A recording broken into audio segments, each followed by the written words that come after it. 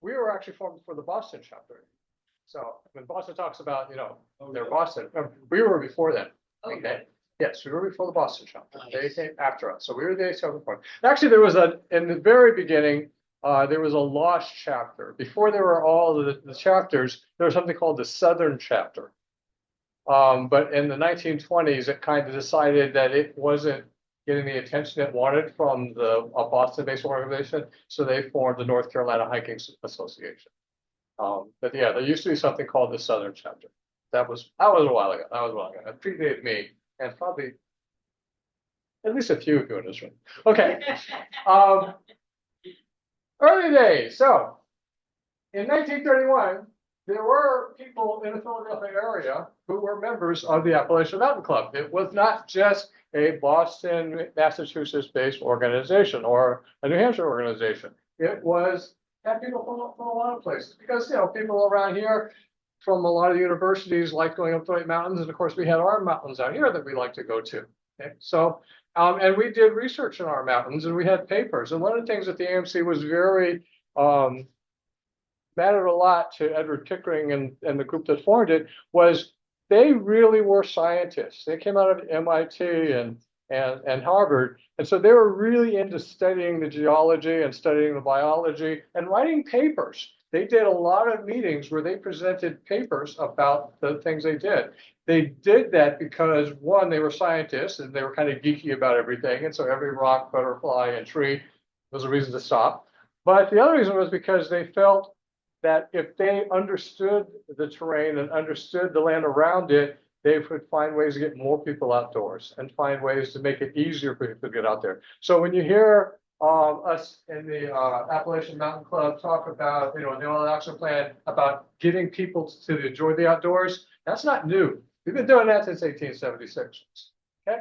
So anyway, in 1931, I do not know the lady's name or history, but there was someone named Miss Randolph who opened a meeting down here in Philadelphia with a group of people about petitioning the Appalachian Mountain Club to let us have a chapter down here. And the the Appalachian Mountain Club said, no. No. And I know we like to make fun of the people in Boston and stuff like that. And this was really one of those times when, yes, they were being very parochial. That's like, yeah. Okay. So they went off and formed the Philadelphia Trail Club. So those of you that are familiar with the Philadelphia Trail Club, they existed because of that. Okay. Just like why Fidel Castro, if he had gotten picked by the Red Sox as a pitcher, maybe they'd be our 52nd state by now. But it didn't happen. So anyway, that's aside. So the request was denied, and the people here formed what was called the Philadelphia Trail Club. And those formed the club here, the Philadelphia Trail Club. And that existed pretty much from 1930 until about, oops, I need to get a little bit. Can I change that accent picture a little bit?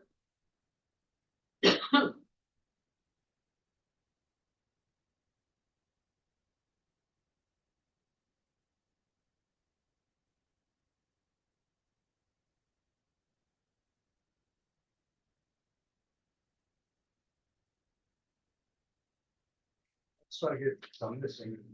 This some missing. Last sentence is getting interpreted. Okay. All right. Okay. Yeah, I can run like this. Yeah, I can run like this. Can we do the lights again a little bit? Okay, I can go like that. Hey guys, you stopped sharing. Yeah, okay. You go like that.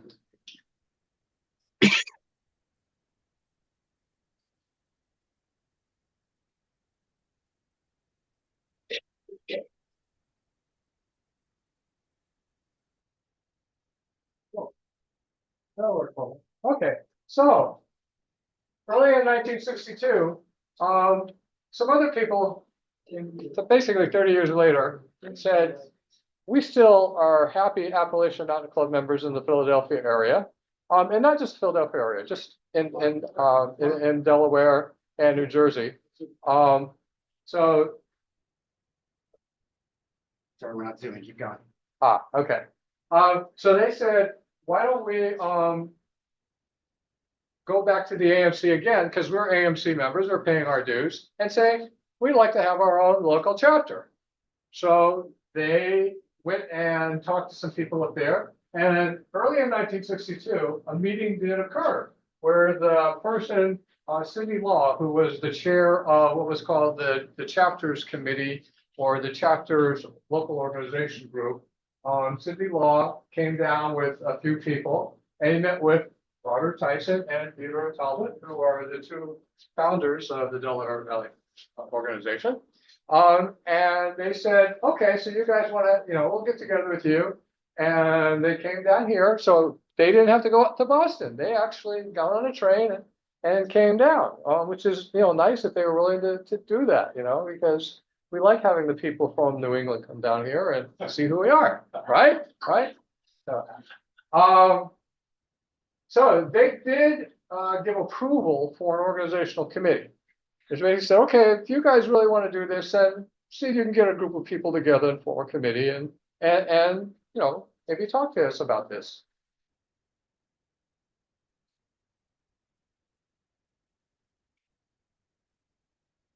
All right, that's fine. Now. Sure.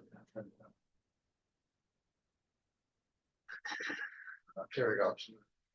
Okay, so that made the folks down here send out a message on what was called the bulletin. So they had the group down here, the Philadelphia Hiking Club, had a regular paper going out called the Bulletin.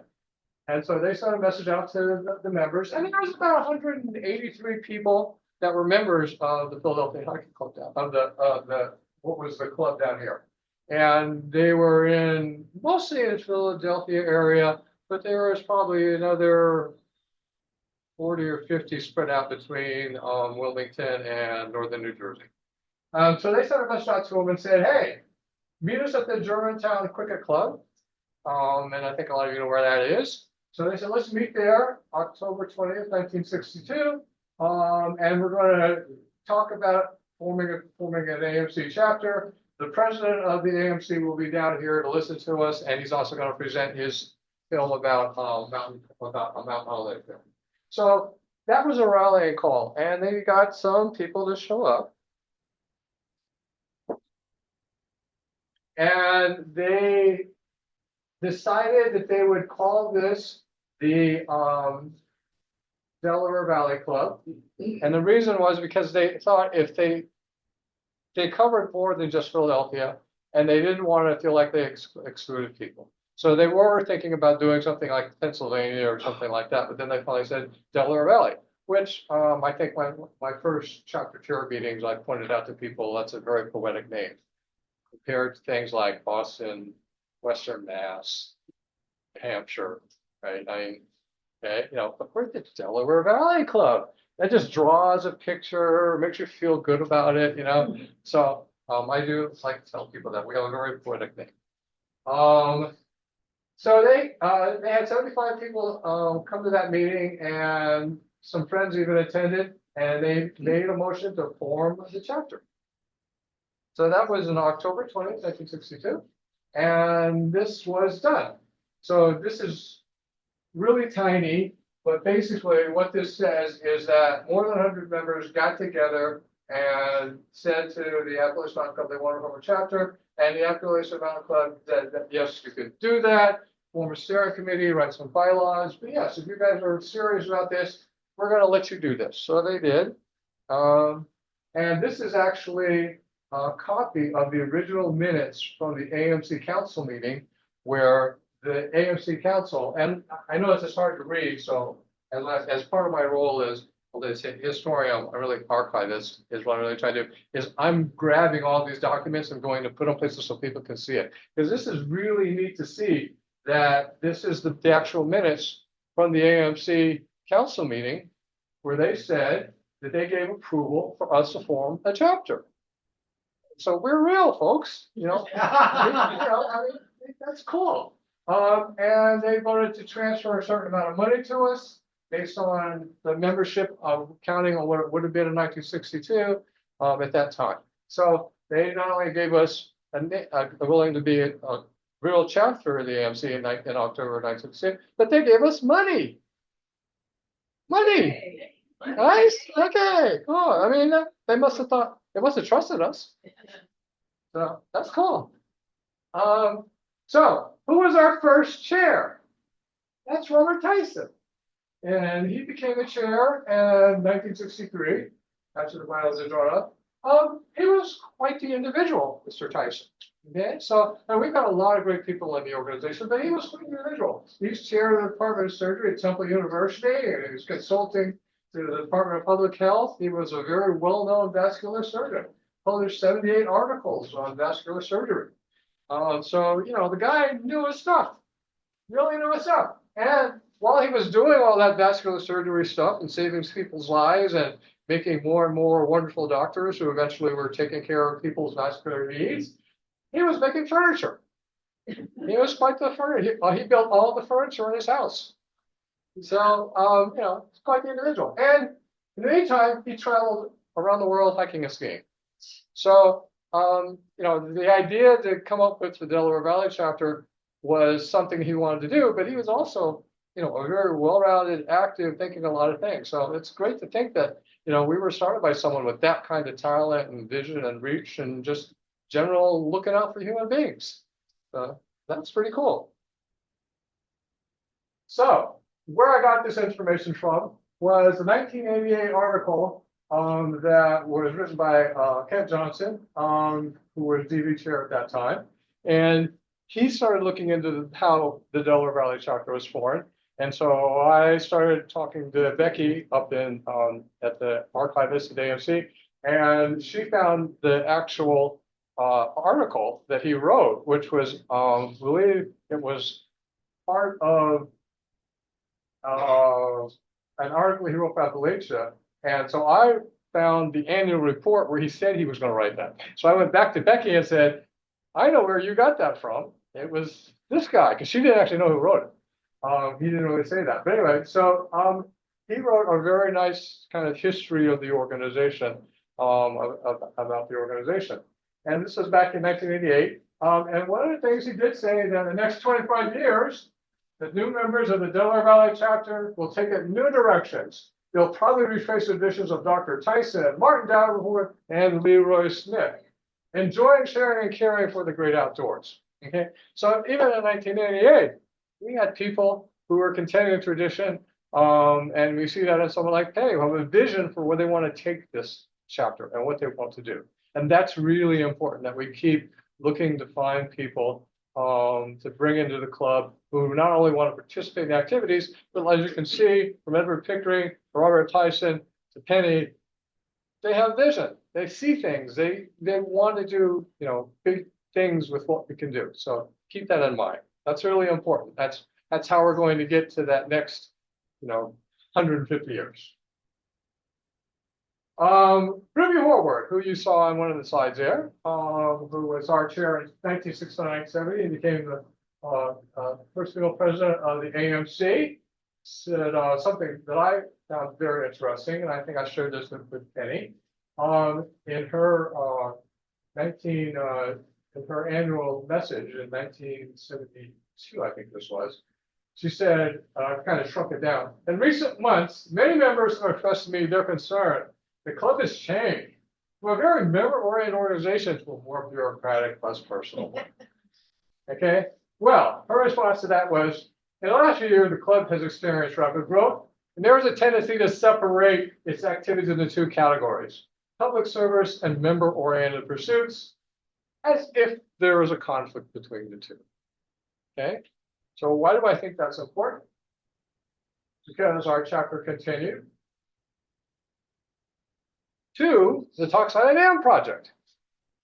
So, Tox Island Dam was a concept that was being kicked around by the Bureau of Reclamation and the Army Corps of Engineers since the 1930s. Okay? They had been looking at the Delaware River and said, nice river, nice valley, tends to flood, we should try to control that, we should try and do things with it. And just because the Army Corps of Engineers is, the Army Corps of Engineers, right? They just want to dam anything. Yeah. So in 1955, Hurricane Diane came through. And it flooded a significant part of the lower Delaware area. And a lot of people lost their lives, which is very unfortunate. The Delaware is one of those rivers that it's beautiful and wonderful until it gets angry, and then there's no controlling it. And that's like the Colorado River does that, you know, just like when it decides it wants to go someplace, one day it just up and did. And Diane said, "Hey, Delaware Valley, how about I take you on a walk?" And she said yes, and it did, and it flooded a whole lot of things. So that made people in this area really concerned about what's the government doing to protect us.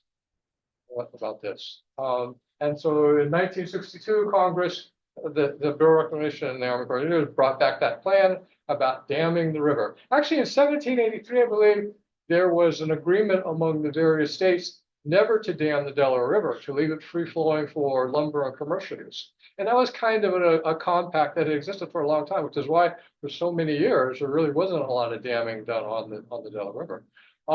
So anyway, in 1962, Congress approved this plan that resurfaced to build the dam, and they designated the Delaware Water Gap National Recreation Area to support the dam. And the reason being, this is going to be a 40-mile lake, big lake, about 142 feet deep. And it would provide flood control. It would provide water for New York City and Philadelphia. Sunfish Pond actually would have been one of the reservoirs. And recreation. There have been boating and fishing, and you know, lots of things for people to come and do. I mean, you got a 40-mile lake, you can do lots of recreation around it, right? You know, look at Lake Powell. Anyway, and it would provide 900 megawatts of hydropower, which is about for a good small neighborhood of homes. So, you know, so they said, yeah, let's go do this. And also at this time, 1962, that was the reason I mentioned Lake Powell, is because 1963 is when the Glen Canyon Dam was finished. And the government was really patting itself on the back about that. They had tamed the mighty Colorado River, and it was now filling up this thing called Lake Powell, and they built this huge dam, 700-foot dam out there. And they were just like, wow, this is going to be great. And they looked at what was happening here in Delaware and said, let's do a dam there. It would have been the 8th largest dam in the country. It would have been the largest dam east of the Mississippi. So it was not, the Tux Island Dam was not a minor, you know, throw some mud in and rocks, you know, get some beavers to pat it down kind of thing. It was, you know, a serious effort. So in 1971, the Army Corps of Engineers started acquiring property. The way they went about acquiring property in there, they came to you and said, hey, the Army Corps of Engineers, we'd like to buy your land because we're going to do something great for the community. This is what your house is worth. We'll pay you this much. And if you said, wow, no, my family's been here for generations and we don't want to move. So they'd come back a few days later and go, how about this number? You go, we told you, we're not interested in selling. Okay. So they go back. I gotta go talk to my manager. You know, sales car, you know, car sales. I gotta talk to my manager. They come back a few days later, third offer. This is a bigger offer. And people would still go, but you don't understand. This is, you know, a small business. My kids have been raised here. My grandmother lived here. She's buried out there, kind of thing. They're not going to do it. Then they'd come with the sheriff and condemn your property. And they did that. So by 1975, they had purchased about 6,000 properties. And that's still only 2/3 of what they needed for the 72,000 acres. So they were buying up stuff. They were getting rid of towns. Demons Ferry in Bushville, Pennsylvania pretty much disappeared. And Horry Township in New Jersey was hit. So people were really starting to get upset because it's like, hey, we lived here for a long time. So at that point, the groups like our group, the Del Val, and other local groups started protesting and writing to their politicians and just kind of mucking the thing up, mucking up the works. They're really upset. They're really upset.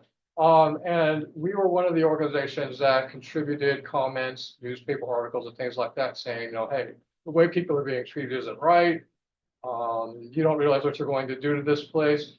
William O. Douglas, who was Justice on the Supreme Court in the late 60s, had recently married a woman who was very much interested, who lived around in the area around Delaware Water Gap, and took him up to Sunfish Pond. And William Douglas said, this place is beautiful. And so he came back and lobbied very hard to tell people, you don't realize what you're going to do if you mess this up. Okay. So, so in 75, the Delaware River Basin Commission voted to reject the project. Now, the Delaware River Basin Commission consisted of the governors of the 4 states, New Jersey, New York, Delaware, and Pennsylvania, and then a federal representative. And they voted on everything regarding how the Delaware Valley water and the land around it and the resources around the water were used. So they voted against this in 1975, except for Pennsylvania. Pennsylvania governor said, no, I think we should keep going with this. So I wanted to do some more research to find out why he was thinking that. He might have had a lot of good, interesting reasons. I certainly would like to find out. But yeah, Pennsylvania's governor, the federal representative didn't vote abstain, but the other 3 voted against the plan, and Pennsylvania said, no, let's keep moving with this. So anyway, he lost, the dam was stopped. There are a number of issues, and the reason that public comment makes a difference, as I said, in projects like this, is because it brought time for a lot of things to come into reality. One, this is happening during the Vietnam War, and the costs of the war were starting to go to the roof. And so Congress was thinking like, okay, we just finished doing a big dam in Colorado, and we don't have all the money we thought we had. Maybe we should rethink this. Okay. Of course, there were the negative issues from property acquisition. There were some people who were really getting upset. And like I said, William O. Douglas is one of the people who were saying this is a beautiful piece of land and can't be treated like this.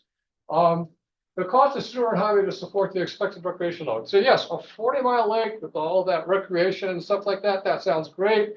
But there wasn't enough sewer and highways to support the kind of millions of people who would come in to do something like that. So someone's got to pay for that. Okay. And I think that's one of the reasons that the governors of New Jersey and New York said, yeah, who's willing to pay for the sewer and the roads and all of the infrastructure you need to make a recreation area like that. And then the real important thing about delay and getting people to think about this, besides the increasing costs rise from the days and the planet, is it turned out that this was going to be an earthen dam. Geology didn't support that.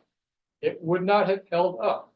So it took a while for a lot of alternate scientists, other than those working for the Army Corps of Engineers, come back and go, that earthen dam they're going to do, it ain't going to work. Okay. And it's not a good idea to do that in a heavily populated area. So that was a real key. And I think that's one of the reasons eventually the commission said, wait a minute, folks, I don't think you really know what you're doing here. And they backed off on it. So that was cool. In 1987, Delaware Valley submitted comments to the Delaware Water Gap Management Plan, which I just heard something wonderful from Mark this evening, is the typewritten original version of that is here. So I'm going to come back one day and read it because I can't wait to see that. The original typewritten, that's like, whoa. I mean, that's like Moses coming down with the tablets, and like, this is cool. Look, so I didn't know that. I was on the table over there, browse away. Yeah, so I can't wait. I am going to do that. In 1992, the project was reviewed and rejected again. In 2002, it was officially deauthorized. Okay, and the Delaware Water Gap was basically turned over to the National Park Service to make it a National Park Service managed area. And I do understand there are still conversations going on about whether or not it should be turned into a national park. And that's kind of kicking back and forth about that. One of the challenges with the Delaware Water Gap National Recreation Area there's a lot of maintenance that needs to be done. It's kind of gotten shoddy, as a lot of you know, and there's not a lot of funding coming in from the usage to do that. To make it a national park, there are ways to do that. So I don't know, but then when you make it a national park, that also means the government has a whole lot more control over what you do there. So that's definitely something I think, as a Delaware Valley Club, as that continues to bounce up and down, I hope we do have people who kind of look at that and see what that really means. I would like to find out if anyone has any information about the articles Bill Wilcox, who was conservation chair, I think in 1970, he did write some articles for the local newspaper. And I would love to see that, because one of the things I'd like to understand is from the Delaware Valley Club Association is what was it we were against about this project? Obviously, the people who lived there were against it, and the local group that they formed to put against us, that was because they were losing their properties and their businesses and the places where grandma has buried and stuff like that. And so you could see for them that it was personal in that sense. But for the Delaware Valley group, it may have been more of a conservation protection issue. And I kind of wanted to understand what that was, because it does mean that a lot of times when you're working against a project or advocating a project, you have to build a coalition. Okay, not everybody has the same view about why they are for or against the project. And so you have to build a coalition with that group to kind of get a common result that you want to get out of it. And I think that's what came from it. There was a coalition. So,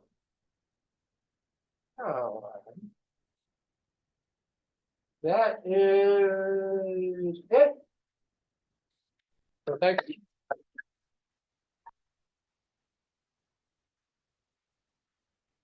I didn't get too long, but okay. That's great. Question. I wonder, I assume that those guys in the beginning there probably went up to New England and that's how they knew about AMC and everything. No, they were AMC members. There were AMC members down here back in 1920s. They must have, I assume, gone to New England somehow. How else would they have found out? That's cool. Well, the Appalachian Mountain Club, as I said, was an academic-based outdoor organization. So they were presenting a lot of papers. So there were a lot of people who were academics, Just other universities. who knew about this, who would go. I mean, they would probably come down to a local museum and do a presentation about some strata in a canyon someplace and do that. I mean, you saw Edward Pickering said when he formed the club, the reason it was called the Appalachian Mountain Club and not the New England Mountain Club or some other things they were doing is they wanted to go after mountain ranges anywhere, as he said, even up on the moon. So they were very much interested in going out. They went out to the Alps, and they did studies out in the Alps and did papers on that. So I think they did the academic and research nature of Edward Pickering's group would find other university type people who would be interested in that and say, hey, you know, now, of course, that was also led to the fact that you had to get referred. So, you couldn't just, I mean, even though they said they want to get people out there on the trails, and that was great, if you actually want to join the club, you had to get referred. And you had to have a reason, like, not just that you had experience outdoors, but you had to accomplish something fairly interesting, climb some interesting peak, that you've done some research of some kind. They wanted someone who was going to contribute to the quality of the research and the communication of the club. So, I think that was how people around here, because there's quite an academic around here, that people found out about it. That geology there, if you know, off Old Mine Road, there's the Rock Course Trail.